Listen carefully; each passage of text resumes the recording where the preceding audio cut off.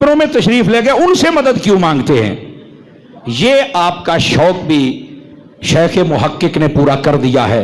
वो फरमाते हैं, सवाल उठाया कि अल्लाह का वली जब तक जिंदा होता है तब तक मदद करता है या फिर कब्र में चल के भी वो कर सकता है?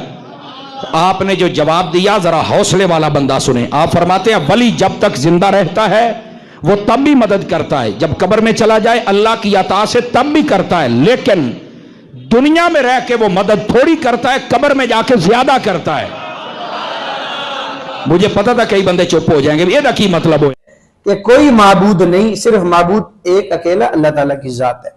नंबर 2, जब कहते हैं इय्याका नस्तईन, तुझ ही से मदद तलब करते हैं, तो ही की तखसीस के साथ बाकियों की नफी हो जाती है कि हम किसी और को हाजत रवा मुश्किल कुशा समझे। नमाज में मेरा और आपका ये इकरार है, और खुदा न खास्ता नमाज के बाद हम कहें जी अल्लाह के अलावा किसी और से भी मदद मांगी जा सकती है, अल्लाह की अता से हम मदद ले सकते हैं।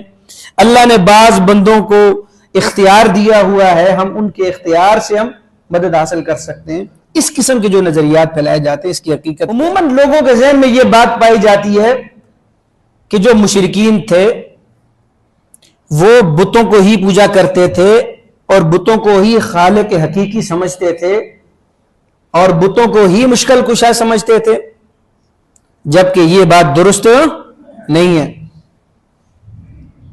यह बात समझ लें, जितने मुशरिकीन थे, चाहे हजरत नूह अलैहिस्सलाम के जमाने से हैं और चाहे वहां से यह सिलसिला चलता रहा जनाब रिसालत माब सब कहते हैं सल्लल्लाहु अलैहि वसल्लम के जमाने में, ये जितने मुशरिकीन आए थे इब्तिदा से लेकर इंतहा तक, इनका नजरिया यह था कि ये जो बुत हैं, जिन बुतों की हम पूजा करते हैं, ये हकीकी मुश्किल कुशा या खालिक नहीं है, असल खालिक तो अल्लाह ही है।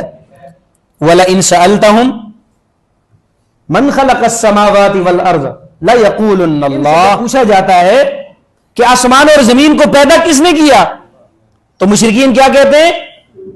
अल्लाह ने पैदा किया। किसने पैदा किया?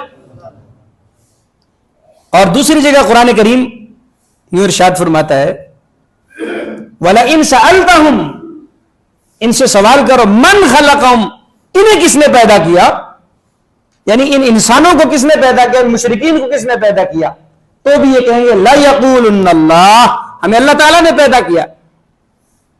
इस तरह बेशुमार आयात, इन सारी आयात को आप पढ़ेंगे तो आपको यह कज़िया समझ में आ जाएगा कि मुशरिकीन इस बात का इकरार करते थे कि सब कुछ पैदा करने वाली जात कौन है, उन्होंने इस चीज का इनकार कभी भी नहीं किया।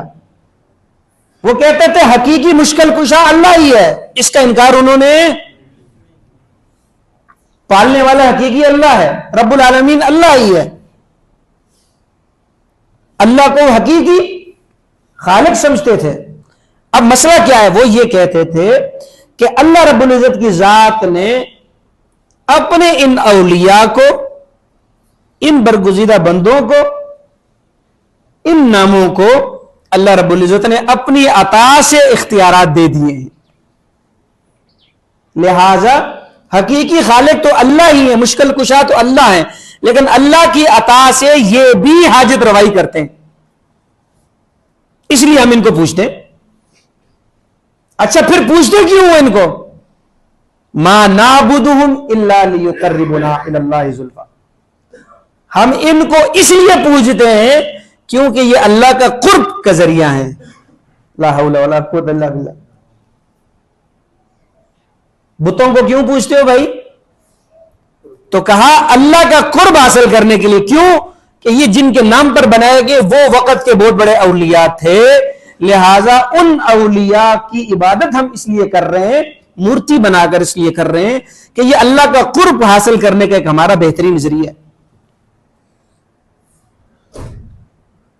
तो ये सारी चीजें जब आपके सामने खुल के आ गई तो ये बात समझ में आ गई कि मुशरिकीन को मुशरिक क्यों कहा गया है, कुरान में उनके शिर्क की बार बार नफी क्यों की है। इसलिए नफी की, वो उनका नजरिया यह था कि अल्लाह ताला की अता से अल्लाह के बंदे भी मुश्किल कुशाई कर सकते हैं, हाजत रवाई कर सकते हैं, क्योंकि अल्लाह ने उनको इख्तियार दे दिया। جبکہ قرآن کریم میں کہیں بھی اس کا ذکر موجود نہیں ہے، بلکہ قرآن کریم نے ہر جگہ اس بات کی نفی کی، ہر جگہ کہا تکلیف کو دور کرنے والا کون ہے؟ کہا اللہ۔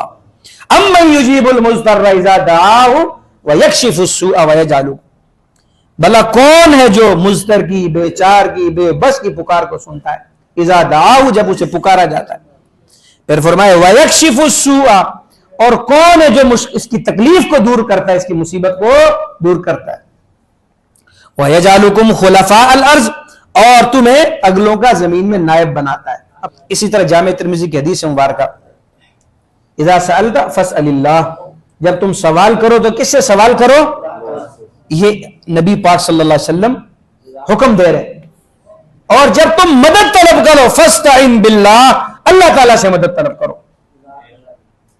نبی پاک صلی اللہ علیہ وسلم اپنے صحابی کو ترغیب دے رہے ہیں کہ جب بھی مدد مانگنی ہو تو کس سے مانگنی ہے، اور جب بھی عبادت کرنی تو کس کی کرنی ہے، اور جب بھی سوال کرنا ہے تو کس سے سوال کرنا ہے۔